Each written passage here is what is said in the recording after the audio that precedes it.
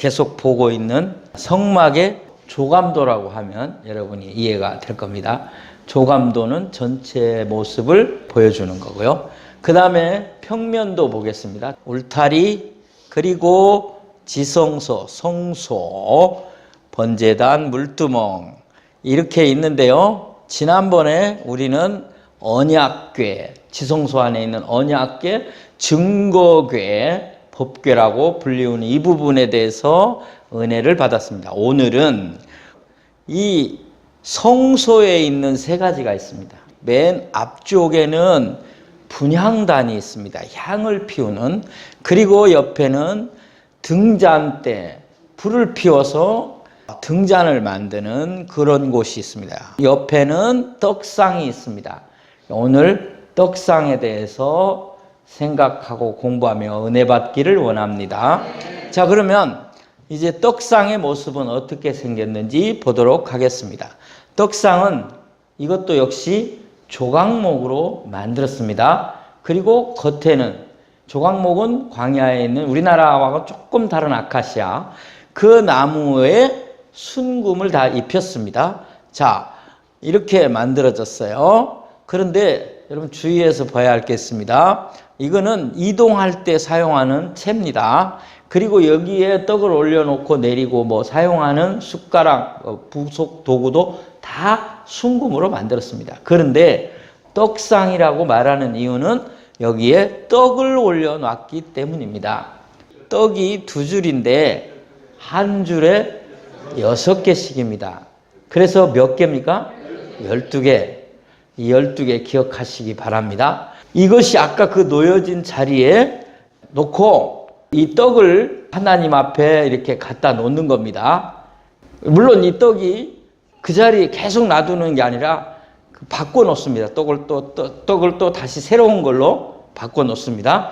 이따가 계속 얘기하겠습니다. 자, 이제 그러면 떡상의 의미가 뭐냐? 이것을 왜 하나님이 만들어서 놓고 떡을 올려놓으라고 하셨느냐 하는 그 의미를 통해서 은혜 받는 시간이 되기를 원합니다. 첫 번째로 우리가 알아야 할 게 있는데요. 이 상을 영어 성경에는 테이블이라고 되어 있어요. 테이블. 그러니까 여러분이 쉽게 얘기하면 알겠죠? 번역을 상이라고 했는데 떡을 올려놓았기 때문에 떡상이라고 한다. 그 다음에 떡을 사실 영어 성경에는 bread, 빵이에요. 사실 빵도 우리나라 말은 아니에요. 번역할 만한 우리나라 말이 딱히 없어요. 그래서 뭘 사용했어요? 떡. 사람이 떡으로만 살 것 아니요. 누가 말했어요? 예수님이. 그때도 사실 빵이에요. 왜냐하면 그 사람들은 주식이 빵이니까. 떡으로만 살 것 아니요. 그 말은 떡을 필요 없다는 뜻이 아니라 떡으로만 산다고 하면 그런 불행한 인생이다. 그런 뜻이에요. 떡도 먹지만 하나님의 말씀으로 사는 줄 믿습니다. 자, 그래서 이것을 다른 말로 어려운 말로 성경에 보면 진설병이라고도 해요. 거기 올려놓는 떡을 뭐라고요? 진설병. 진설이라는 한문은 진설했다, 놓았다, 진열했다 할 때 그 진자예요. 병은 무슨 병자냐면 떡병자예요. 그래서 이게 떡이라는 말이에요. 자, 그러면 출애굽기 25장 30절을 보겠습니다. 다 같이요. 시작. 상 위에 진설병을 두어 항상 내 앞에 있게 할지니라. 예. 그 떡을 갖다가 하나님 앞에 놓은 거예요. 그런데 이 떡을 매 안식일마다 새 것으로 바꿔요. 자, 그러면 무슨 의미가 있는가 하는 거예요. 첫 번째로 우리가 이 떡상의 의미는 거룩한 희생을 의미합니다. 뭐라고요? 거룩한 희생. 이 단어를 기억하시면 되겠습니다. 자, 그러면 레위기에 있는 말씀을 보도록 하겠습니다. 레위기 24장 5절로 8절에 있는 말씀입니다. 너는 고운 가루를 가져다가 떡 12개를 굽되 각 덩이를 10분의 2에 비로하여 여호와 앞 순결한 상 위에 2줄로 한 줄에 6씩 진설하고 너는 또 정결한 유향을 그 각 줄 위에 두어 기념물로 여호와께 화제를 삼을 것이며 안식일마다 이 떡을 여호와 앞에 항상 진열할지니 이는 이스라엘 자손을 위한 것이요 영원한 언약이니라. 아멘. 이 말씀에 어떤 내용들이 있는가를 살펴보도록 하겠습니다. 가루로 떡을 만드는 거예요. 빵을 만드는 거예요. 자, 이 가루가 무엇을 의미하느냐? 곡식의 희생이다 그 말입니다. 하나님께서 이 빵, 떡을 올려놓을 때 뭘 사용해서 그걸 만들죠? 가루를 사용해서 만듭니다. 하나님께 드리는 제사는 그 제물이 있습니다. 그 쓸 수 있는 제물은 소, 양, 비둘기, 그리고 곡식이 있어요. 물질이 좀 많은 사람은 소를 가지고 또 그렇지 못한 사람은 양, 또 돈이 더 적은 분은 비둘기. 그도 없으면 곡식을 드릴 수도 있어요. 이제 그렇게 해석하기도 해요. 근데 더 중요한 해석은 이 모든 제물들이 무엇을 의미하느냐는 거예요. 이 모든 제물들은 희생을 의미해요. 희생. 양을 잡고 또 소를 잡고 비둘기를 잡을 때 그 피를 뿌린다 그렇게 돼 있어요. 자, 그러니까 히브리서에 가면 이런 말이 있어요. 피 흘림이 없이는 죄사함이 없나니. 이 구절을 가지고 사람들이 생각하기를 가인과 아벨의 제사 가운데 아벨은 양으로 드렸지만 가인은 곡식으로 드렸기 때문에 안 받았다라고 해석하는 분들이 있어요. 근데 이건 틀린 해석이에요. 왜냐하면 곡식 제사도 분명히 있거든요. 곡식 제사는 소제라고 불러요. 그래서 소제가 있어요. 분명히 있습니다. 자, 그러면 히브리서에서 말한 피 흘림이 없이 죄사함이 없다는 말은 뭐냐? 거기서는 예수님의 피를 상징해요. 예수님의 피가 없이는 죄사함이 없다 그런 뜻이에요. 피에다 초점을 맞추면 여호와 증인이 나와요. 피에 초점을 맞췄기 때문에 여호와의 증인들은 수혈을 안 받아요. 피채 먹지 말라는 하나님의 말씀을 듣고 그걸 문자로 해석해서 수혈을 안 받아요. 성경을 잘못 해석하면 얼마나 무서운지 몰라요.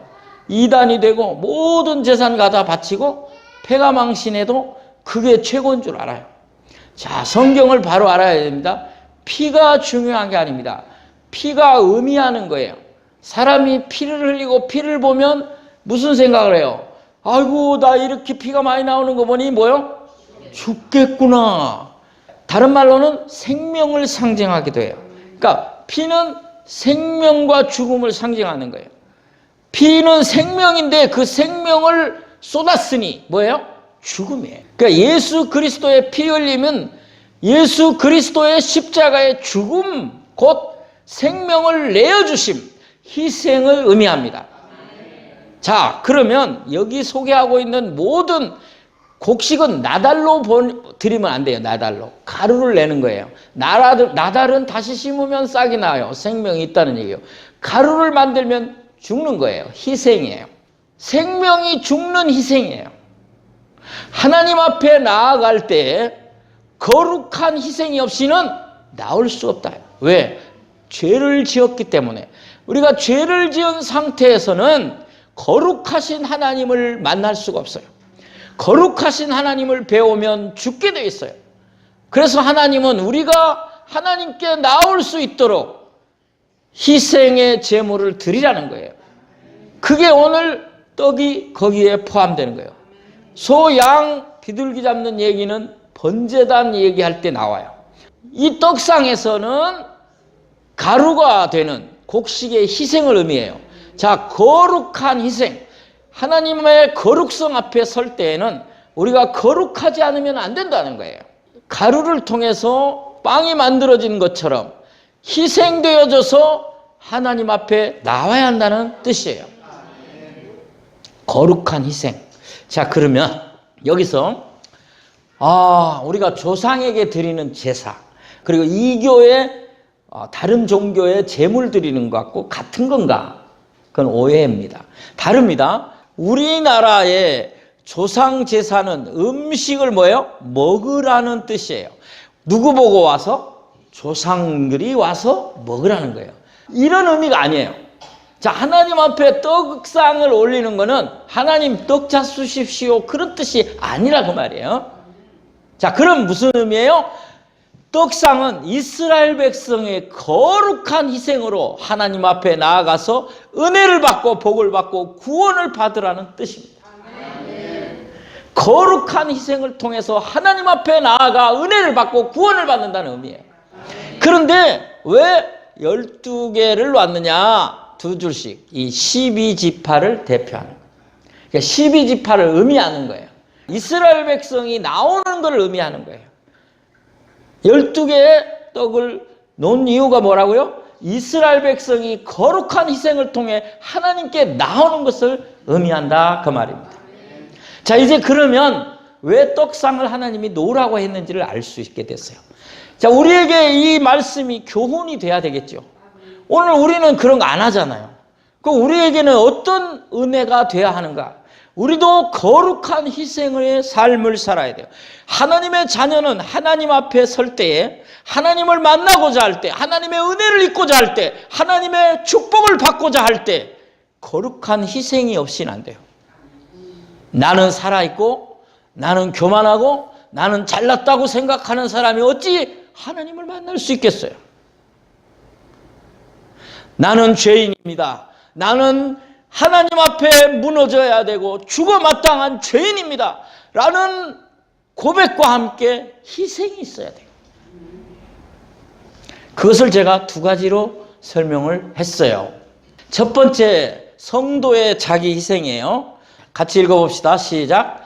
죄에서 떠나 말씀을 순종하고 종이 되는 희생.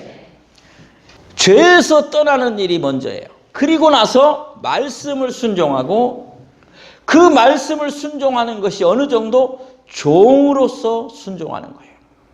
우리가 하나님의 거룩함의 은혜를 입고 구원을 받고 복을 얻기를 원하면 거룩한 희생이 있어야 되는데 그 거룩한 희생은 우리 자신이 죄를 떠나는 일을 먼저 하고 그 다음에 하나님의 말씀 앞에 순종하고 그 다음에 그 순종을 어느 정도로 종입니다 라는 자세로 순종해야 할 줄로 믿습니다.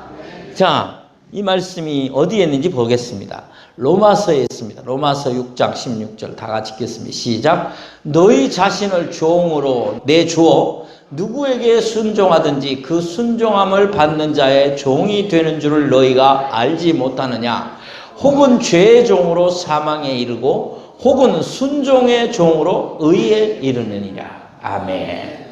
사람들이 죄의 종이 되어 사망에 이르고 순종의 종이 되어 뭐에 이른다? 의에 이른다. 그러면 여기서 순종은 뭐예요? 뭐의 순종이겠어요? 하나님의 말씀의 순종이에요.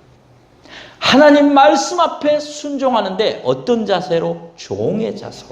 종은 아무것도 자기 소유가 없습니다. 종은 내 의견과 내 주장대로 살지 못합니다. 종은 누구의 말에 의해서 삽니까? 주인의 말에. 주인이 하라는 것만 해야 됩니다. 주인이 시키는 것만 하는 것입니다.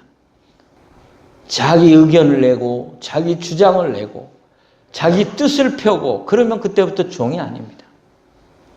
종은 주인이 하라는 대로 한 겁니다. 그런데 이 종이 좋은 건 아니에요. 근데 진짜 좋은 종은 어떤 사람이냐? 그리스도의 종이 되는 거예요. 이게 얼마나 좋은 종이냐면 사도 바울은 그리스도의 종된 자라고 말해요. 그래서 그리스도의 종 바울은 에베소 교회 성도들에게 편지하노니 항상 그렇게 말해요. 예수의 종 되는 게 너무 좋다는 거예요. 종은 낮아지는 거예요. 아니 희생하는 거예요. 자기 것은 없는 거예요. 오직 그분 말만 듣는 거예요. 근데 세상의 주인들은 나를 힘들게 하고 먹을 것도 입을 것도 제대로 주지 않고, 그런데 예수의 종이 되면 우리는 주님을 위하여 희생하면 주님이 크고 놀라운 사랑과 위로와 평안과 은혜와 복을 주시는 줄 믿습니다. 이런 주인의 종 되는 건 너무 좋은 거예요. 그러니까 나를 희생해서라도 이런 종이 돼야 되겠다. 미국의 흑인 노예 해방이 되기 직전에 흑인들이 남부에서 얼마나 고통을 받았는지는 여러분도 잘 압니다. 그런데 백인들 중에 가끔 좋은 백인이 있었어요. 그래서 그 좋은 백인이 흑인에게 어느 정도 시간이 지나면 돈도 주고 자유를 줬어요. 에브라함 링컨이 남북정전에서 승리하기 이전에 그런 일들이 좋은 주인 백인들에게 있었어요. 그때 흑인들이 그 좋은 주인의 흑인 노예들이 주인이 그렇게 할 때 안 가겠다 그랬어요. 내가 나가면 어디서 이 흑인을 천대하는 이 사회에서 살 수 있겠습니까? 주인이 너무 좋으니 나는 주인님의 종으로 살겠습니다. 여러분, 예수 그리스도의 은혜의 종 되는 것을 구약 성경에 이렇게 표현해요. 너희 중에 종이 있어 희년이 돼요. 50년이 되면 희년이 돼서 놓아주게 돼 있어요. 놓아주는데 가라 자유다 그랬는데 안 가겠다. 그런 사람이 있으면 귀에 구멍을 뚫어라. 그래서 참 자유자가 되었음을 증명하라는 거예요. 오늘 우리가 바로 그런 종이 되는 거예요. 나는 예수의 종이 좋습니다. 내 귀에 구멍을 뚫으십시오. 내 영혼에 주의 은혜와 사랑으로 가득하옵소서. 사랑하는 여러분, 우리에게 이런 희생이 있기를 원합니다. 두 번째입니다. 두 번째는 자기 몸을 드리는 거룩한 순교가 자기 희생입니다. 그런데 이 일은 쉽지 않은 일입니다. 하지만 하나님의 은혜를 입은 사람들이 했습니다. 세례 요한이 목배임 당하여 죽었습니다. 야고보 역시 목배임 당하여 죽었습니다. 집사님 스데반은 돌에 맞아 죽었습니다. 이것은 자기 몸을 드리는 희생입니다. 놀라운 일입니다. 영국에 기독교 핍박이 있을 때에 휴 레브락이라는 사람과 존 에프리스라는 사람이 있었습니다. 이 사람은, 이 레브락은 한쪽 다리를 쓰지 못하는 지체 장애인이었습니다. 또 한 사람 존 에프리스는 시각 장애인이었습니다. 앞을 못 보는. 그런데 이 사람들이 예수 믿는다는 이유로 순교의 자리에 나왔습니다. 예수를 부정하라고 했습니다.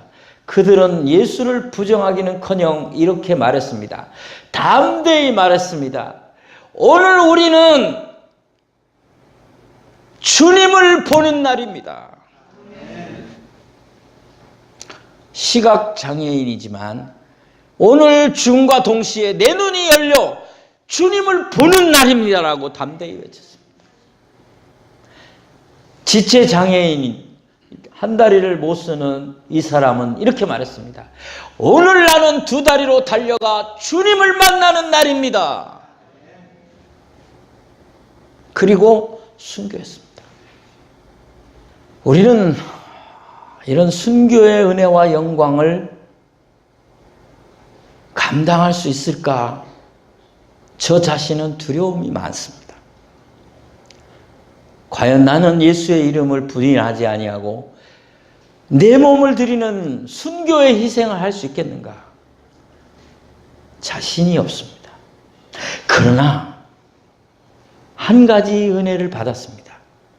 여러분, 이것이 중요한 게 아닙니다. 진짜 중요한 것은 여러분,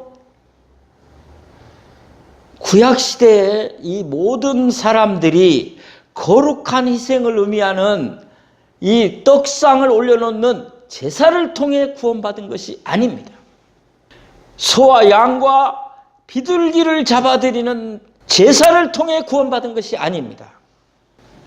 여기 소개한 세례 요한이나 야고보 사도나 집사님 스데반이 순교해서 구원받은 것이 아닙니다. 구원받은 것은 예수 그리스도 때문입니다. 구원받은 후에 이들이 하나님을 사랑하여 자기 희생을 한 것입니다. 그러면 구약시대에 이 가루로 떡을 만드는 희생의 제사, 양을 잡고 소를 잡고 비둘기를 잡는 제사는 무엇입니까? 이것은 다 모두 오실 예수님을 예표한 겁니다. 앞으로 이런 방법을 통해서, 피의 제사를 통해서, 희생의 제사를 통해서 하나님이 너희를 용서한다. 근데 그 일을 이루실 분이, 이런 모든 성막의 상징은 예수 그리스도. 그러니까 예수님이 오실 것이다. 이걸 통해서 너희들이 오실 예수님을 기억하고 구원받는 것이다. 믿음으로 구원받는 것이다. 하는 것을 가르쳐주는 것이 성막이었습니다. 순교도 너무 부담스러워하지 마세요. 이들이 예수님을 통해 구원받고 믿음을 지키기 위해서 희생한 것이지 구원받기 위해 희생한 것이 아닙니다. 자, 그러면 이제 두려움이 사라졌습니다. 아, 나는 어떻게 할 수 있겠나 하는 조급함이나 또는 나약함이 사라졌습니다. 그 이유가 뭘까요? 우리 주 예수 그리스도 때문입니다. 그래서 마지막 의미가 뭐냐? 마지막 의미, 떡상의 마지막 의미는 뭐예요? 예수 그리스도를 상징하는 겁니다. 예수 그리스도를 예표하는 겁니다. 성경을 읽겠습니다. 요한복음 6장 45절 시작. 내가 곧 생명의 떡이니라. 너희 조상들은 광야에서 만나를 먹었어도 죽었거니와 이는 하늘에서 내려오는 떡이니 사람으로 하여금 먹고 죽지 아니하게 하는 것이니라. 내가 곧 뭐예요? 생명의 떡이니라. 이거 누가 한 말이에요? 내가. 예수님이 한 말이에요. 내가 생명의 떡이래요. 너희 조상들은 하늘에서 내린 만나를 먹었지만 어떻게 해요? 죽었어요. 다 죽었어요. 그렇지만 이는 예수님은 하늘에서 내려오는 떡이니 사람으로 하여금 먹고 죽지 아니하게 하는 것이다. 더 보겠습니다. 나는 하늘에서 내려온 살아있는 떡이니 사람이 이 떡을 먹으면 영생하리라. 내가 줄 떡은 곧 세상의 생명을 위한 내 살이니라 하시니라. 그러므로 유대인들이 서로 다투어 이르되 이 사람이 어찌 능히 자기 살을 우리에게 주어 먹게 하겠느냐. 예수님이 자기를 살아있는 떡이라고 말을 한 다음에 이 떡을 먹으면 죽지 않고 영생, 구원을 받는다는 말입니다. 구원을 받는데 지옥에 가지 않고 천국에 가는데 그 떡은 세상의 생명을 위한 내 살이라고 조금 한 걸음 더 나갔어요. 자, 내가 생명의 떡이다. 뭔 소리야? 그랬더니 바로 이런 말이야. 내 떡은 내 살이야. 더 어렵네. 아니 어떻게 살을 줘? 살을 먹어? 이렇게 이해를 했어요. 그래서 예수님이 다시 떡과 한 걸음 더 나갑니다. 보겠습니다. 시작. 예수께서 이르시되 내가 진실로 진실로 너희에게 이르노니 인자의 살을 먹지 아니하고 인자의 피를 마시지 아니하면 너희 속에 생명이 없느니라. 내 살을 먹고 내 피를 마시는 자는 영생을 가졌고 마지막 날에 내가 그를 다시 살리리니. 내 피를 먹고 내 살을 먹으면 영생, 구원을 이미 받았고 과거형입니다. 여러분 다 천국 백성입니다. 마지막 날에 우리는 또 부활할 줄로 믿습니다. 여기까지 가니까 많이 갔어요. 이제 여러분 감이 와야 돼요. 이게 뭐예요? 예수님 내 살 내 피를 먹으란 말이 뭐예요? 십자가에 죽는다는 뜻이에요. 그건 믿는 것이 곧 먹고 마시는 것과 같다는 거예요. 그리고 성찬을 하는 이유가 거기 있죠. 자, 그 다음 마지막 보겠습니다. 이것은 하늘에서 내려온 떡이니 조상들이 먹고도 죽은 그것과 같지 아니하여 이 떡을 먹는 자는 영원히 살리라. 아멘. 사랑하는 성도 여러분, 우리가 세상의 육신의 양식을 위하여 땀 흘리고 일하고 그래도 힘들 때가 참 많습니다. 그런데 그것은 우리의 영혼을 살리는 것은 아닙니다. 예수 그리스도를 먹음과 같이 믿는다는 말이 있습니다. 예수님은 생명의 떡이십니다. 우리를 위하여 십자가에서 몸과 피를 내어 주셨습니다. 그러면 우리는 영생을 누리게 됩니다. 예수 그리스도를 통해 하나님께 나아갈 때 하나님이 우리를 기뻐 받으시고 우리의 기도를 들으시고 우리에게 은혜 주시지 않겠습니까? 새롭게 다시 한번 용기를 내서 이 예수님을 힘입어 거룩하신 하나님 앞에 나아가 은혜와 사랑과 복을 받는 저와 여러분이 됩시다. 기도하겠습니다. 하나님 아버지 감사합니다. 희생을 통하여 하나님께 나아가는데 우리가 죽기 전에 먼저 아들 예수님을 죽게 하시사 우리로 하여금 너희의 희생이 믿음을 통해서 연결되게 하시고 잘하였도다 칭찬하시며 우리를 도우시고 우리를 새롭게 하시고 우리를 은혜 주시고 우리를 복되게 하실 그 사랑 앞에 감사드리옵나이다. 이제 나를 저 복종시키는 희생과 나를 말씀 앞에 세우는 희생을 통하여 이 은혜가 더 충만한 삶을 살게 하옵소서. 예수님의 이름으로 기도하옵나이다. 아멘.